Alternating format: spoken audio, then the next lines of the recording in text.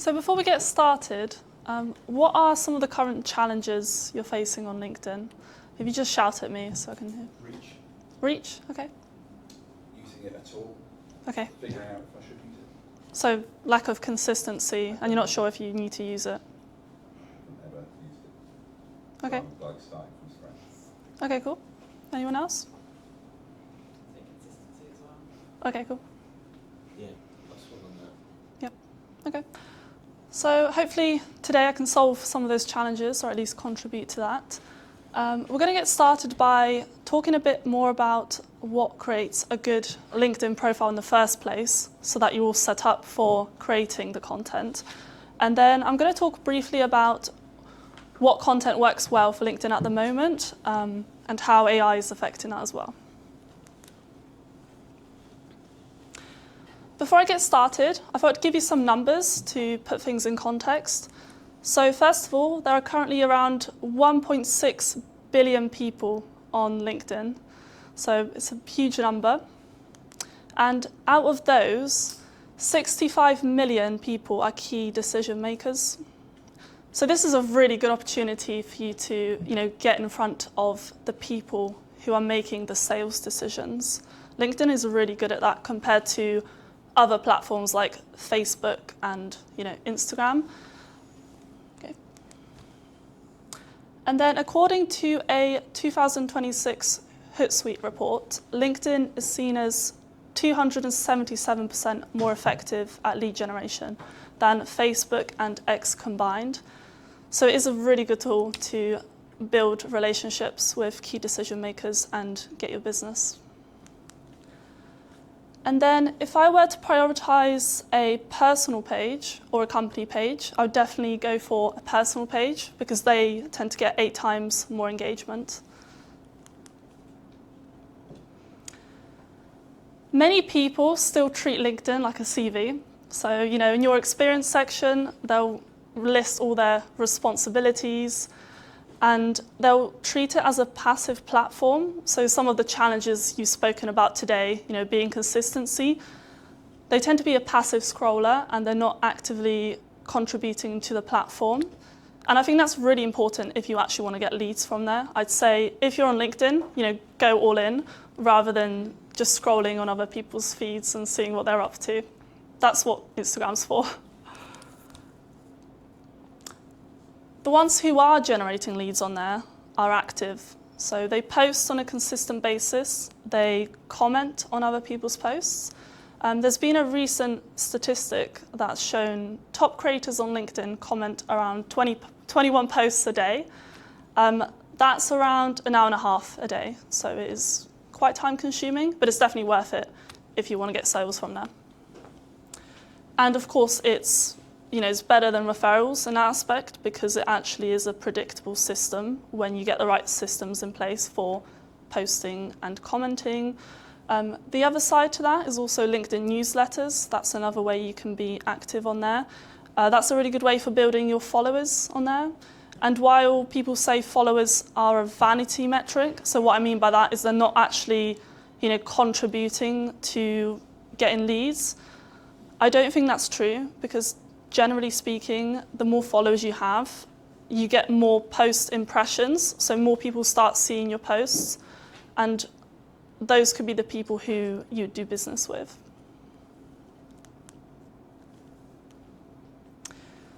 So LinkedIn engagement starts from a great LinkedIn profile. Now, over to you. What do you think makes a great LinkedIn profile?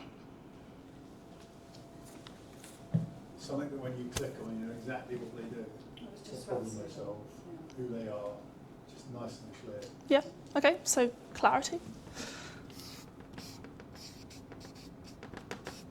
Okay, and what else? The outcome that you'll get from being with that person, thinking with that person. So what can they do for you?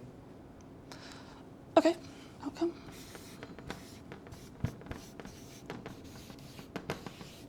And what else makes a great LinkedIn profile? Personality. Personality. That's a good one. I like that.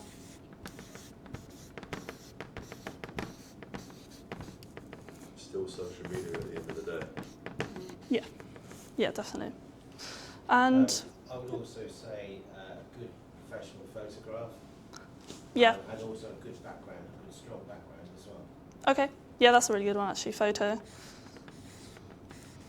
Yeah, I think with a photo, it's really important to be professional. I've seen some photos of people going out clubbing, where it looks like the background is like they're going out clubbing or something like that. When you say background, do you mean the LinkedIn banner? Yes. Yeah. So I'm just going to write banner in here.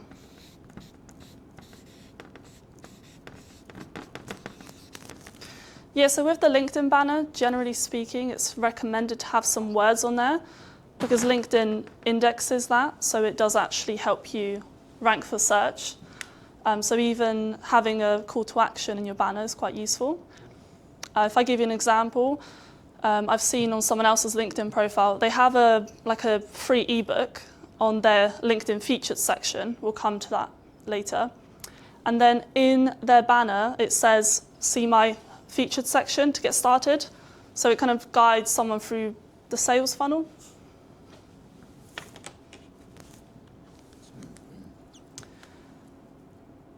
So with the basic foundations on LinkedIn, here are some things that many people miss. So starting off with your About section, it's really important to have a really engaging hook because once again, LinkedIn indexes your About section. So if you look at someone's About section and then you want to see more, LinkedIn is getting the message that people are interested in reading your posts, so they're more likely to distribute your profile to more people and the relevant people if the rest of the strategy is right.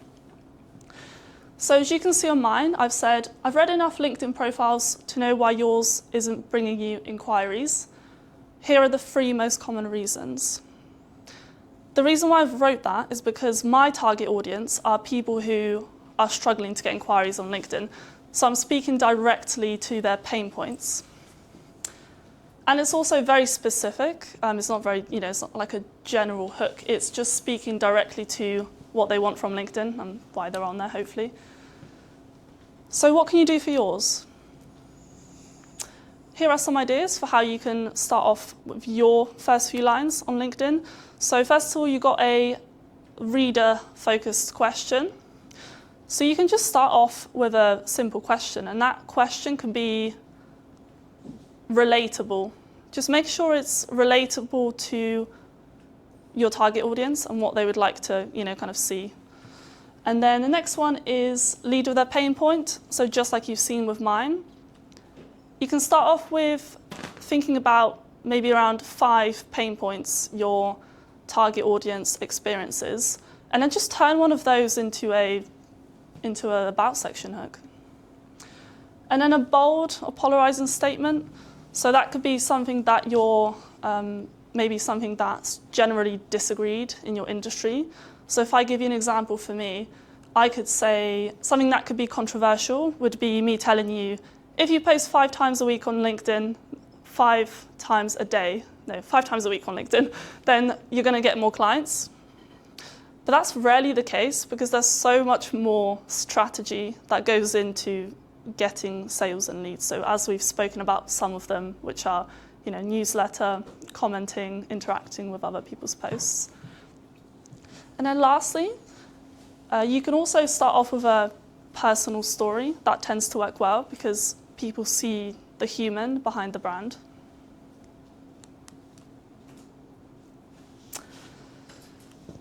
LinkedIn featured section. Who here has a LinkedIn featured section? Nice. Because I've heard you talk before. Oh, brilliant. So this is a section near the top of your profile, and it shows someone more about what you're trying to sell, essentially. So there's quite a lot of things you can put on here. For example, we have a case study, a lead magnet you offer. You can pin your LinkedIn newsletter or one of your LinkedIn top posts that you think your target audience would find interesting. And it's just anything you think would be valuable to your audience, really. There's a great one that Laura's did for us on this one on our features. So again, because you can change your features, and I don't think there's a massive limit on them.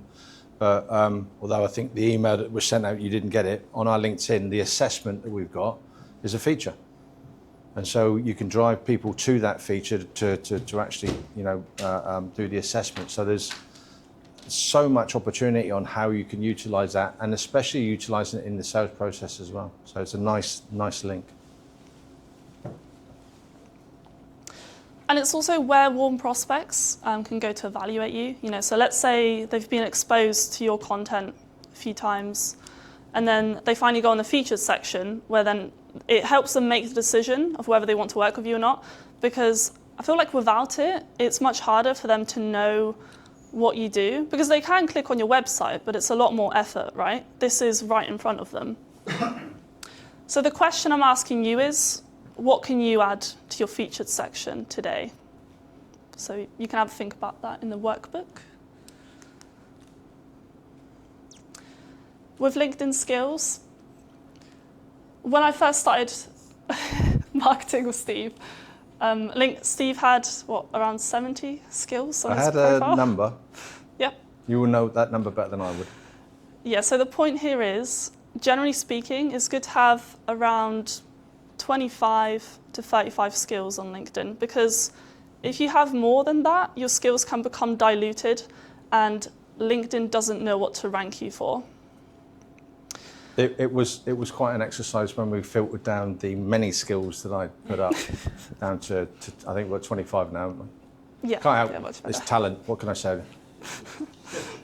What, you don't have 25 skills? That's me being a self-licking lollipop. That's even better. Keep it concise. So with the skills, you ideally want to add the ones that are directly relevant to the services that you provide right now, not the ones you've had maybe 10 years ago as a completely different job role or business. So if I give you an example, I've worked with a coach before on her skills, and she was a neuroscience coach, and on her skills, she had digital marketing on there, because she was a digital marketer 10 years ago. But the problem with that is, when you add digital marketing on your skills and you're a neuroscience coach, LinkedIn thinks a few things. So first of all, it's thinking, oh, okay, maybe I should show this person more people who do digital marketing as well, because they want to connect with other people in the industry, right? Or LinkedIn might think, oh, okay, they have digital marketing skills. Let me get this person in front of people who are looking for digital marketing. So later you can have a look at your skills, and you can just have a think about which ones are directly relevant to the services I offer right now, and also which skills would my ideal client want me to have as well. And then you can add those in there if you feel like you have those skills.